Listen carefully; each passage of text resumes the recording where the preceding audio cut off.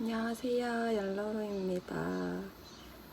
이전 영상을 보신 분들은 아시겠지만 제가 약 1년 반 정도의 공직생활 끝에 의원면직을 하게 되었습니다. 저는 2021년 2월부터 일을 시작하였고 2022년 7월 22일자로 면직하게 되었어요. 그래서 오늘은 저의 의원면직 과정과 제가 왜 의원면직을 결심하게 되었는지, 그리고 앞으로의 계획 등에 대해서 이야기해 보려고 합니다. 저는 6월 30일에 팀장님께 의원면직 의사를 말씀드렸습니다. 그리고 그 다음 주에 과장님께 말씀을 드리고 소장님과 식사 자리도 가졌어요. 소장님과 과장님께서는 의원면직에 대해서 좀 더 생각해 보라고 하셨고 그 상태로 그냥 그렇게 일주일이 지났습니다.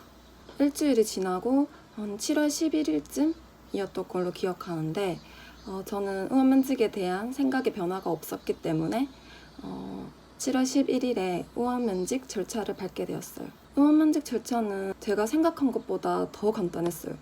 의원면직 절차를 밟는 당일에 다시 사무소를 떠나서 파견지로 가게 되어서 더 급하게 절차를 진행했어요.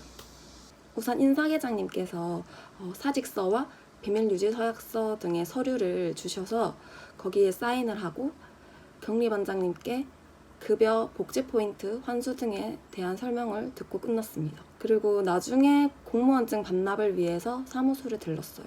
정말 간단하죠. 그렇게 절차를 마치고 2주도 안 된 기간인 7월 22일자로 면직이 처리되었습니다. 저는 2021년 2월에 인천공항으로 첫 발령을 받았는데요. 그 당시에 코로나로 인해서 3개월씩 돌아가면서 파견을 가야 했어요. 그래서 같은 해 8월 달에 공항 업무에 익숙해질랑 말랑 할 때쯤에 서울 사무소로 파견을 가게 되었습니다. 그런데 파견 간 지 한 달 만에 아프간 특별 기여자들이 머무는 시설이 있는 진천으로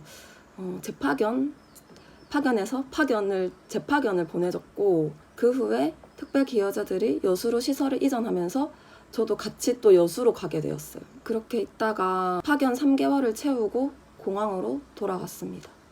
이렇게 공항에서 일을 하다가 좀 직원들에 대한 배려도 없기도 하고 집 근처로 가고 싶다는 생각 때문에 집 근처 사무소로 지망을 해서 2022년 2월에 지방사무소로 발령을 받고 내려왔어요.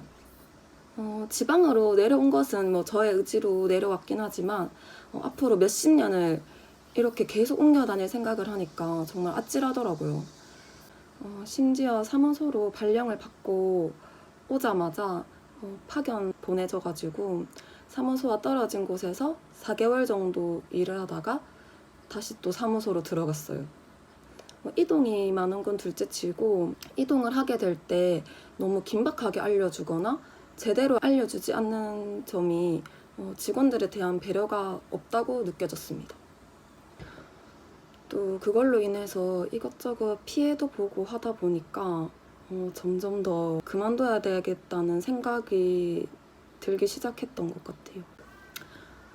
이 외에도 의원면직을 결심한 이유는 많은데 사실 너무 복합적이라서 구체적으로 하나하나 다 말씀드리긴 어렵지만 또 가장 큰 이유는 10년 뒤, 20년 뒤에 이 조직에서 일하고 있는 제 모습을 상상하고 싶지도 않고 상상하기도 싫었어요. 일을 다니면서 나중에 저렇게 해야지, 저렇게 되어야지 하는 생각보다 저렇게 하지 말아야지, 이런 점은 배우지 말아야지 하는 생각을 더 많이 했던 것 같아요.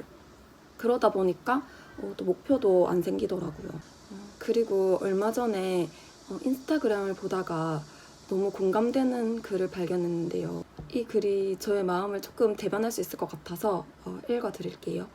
출근 일주일째 되는 날, 나는 무언가 잘못되어도 단단히 잘못되었음을 느꼈다.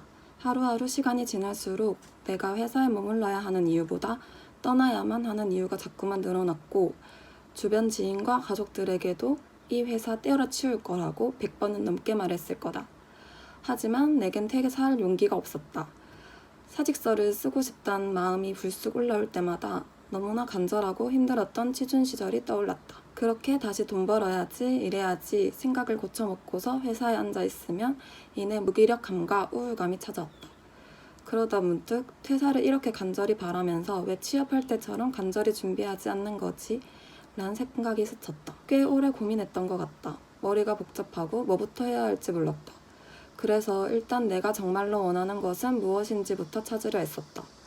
공책을 펴고 무언가 떠오를 때마다 하나씩 적었고 내가 할 수 있는 것이라면 조금씩 시간 내어 직접 경험하기 시작했다. 그렇다고 시간이 오래 걸리거나 엄청 대단한 것들은 아니었다. 관련 분야 커뮤니티를 찾고 사람들을 만나 대화를 나누는 것. 시간이나 여유가 없을 때는 관련 유튜브나 책을 찾아보면서 간접적으로라도 경험해보는 것. 그런데 그 정도로도 충분히 나는 변화하기 시작했다. 주도적으로 발전적으로 살다 보니 당장 오늘 하루가 걱정스러운 게 아닌 내일 하루가 기대되는 삶이 이어졌다. 그리고 비로소 이제 떠날 때가 되었다 하는 생각이 들었다. 지금은 새로운 회사에 다니고 있는데 이 회사가 100% 완벽하냐고 물으면 그렇다고 자신 있게 답하진 못한다. 그래도 내 선택엔 절대 후회가 없다. 나는 언제라도 떠날 수 있고 어떻게든 세상을 살아갈 수 있겠다는 자신감이 생겼기 때문이다. 누가 제 이야기를 써놨나 싶을 정도로 저도 이 글에서 나온 것과 같은 생각, 같은 심정이었어요. 특히나 저는 저의 젊은 날을 이렇게 보내고 싶지 않다는 생각이 컸던 것 같아요. 그리고 좀 더 도전적으로 살고 싶다는 생각도 들었고요. 전 특히 유튜브를 통해서 다양한 사람들의 이야기를 듣고 책을 읽으면서 그만둘 용기가 생겼고 그만둬야겠다 이렇게 확실한 마음이 들었습니다. 저희 부모님께 제가 그만둘 거라는 말을 자주 했었어요. 그러다가 진짜 그만둔다고 사무소에 말하고 나서 그만뒀다 이렇게 통보를 했는데 제가 하도 그만둘 거라는 말을 많이 해서 그런지 그렇게 놀라지 않으셨습니다. 그 후에도 그냥 저 알아서 해라고 이렇게 말씀하셨어요. 그만큼 이제 저를 믿어주시는 거겠죠. 주변 지인분들은 대부분 다 저의 퇴사를 응원해줬어요. 아깝다는 이야기를 종종 듣긴 했지만 대부분 다 긍정적인 반응이었습니다. 앞으로 저는 다른 여러 가지 도전들을 해볼 생각인데 당장은 제가 생각해왔던 스마트 스토어 창업부터 시작해 볼까 합니다. 공부도 많이 하고 책도 많이 읽으면서 지낼 예정이에요. 그런데 한 달 정도는 고생한 저를 위해서 조금만 놀게요. 유튜브도 생각보다 더 재밌어가지고 계속해서 할 생각입니다. 앞으로의 일상 영상들도 계속해서 올릴 예정이니까 지켜봐주세요. 제 이야기가 공무원 준비하시는 분들의 사기를 떨어뜨릴까봐 좀 걱정이 되네요. 하지만 진짜 이건 저라는 사람의 주관적인 생각일 뿐이니까 약간의 참고만 해주세요. 저는 사실 코로나 시국에 임용이 되기도 했고 이런저런 상황들이 좀 잘 맞지 않았던 것 같아요. 하지만 공무원이 하는 직업은 잘 맞는 사람들에게는 진짜 정말 좋은 직업이라고 생각합니다. 직접 이제 공무원 일을 경험해 보시면 저의 이야기에 공감을 못 하시는 분들이 계실지도 몰라요. 저는 잠시 인생을 즐기고 충전해서 다시 제2의 삶을 열심히 살아보도록 하겠습니다. 우린 모두 행복하게 살아요. 안녕.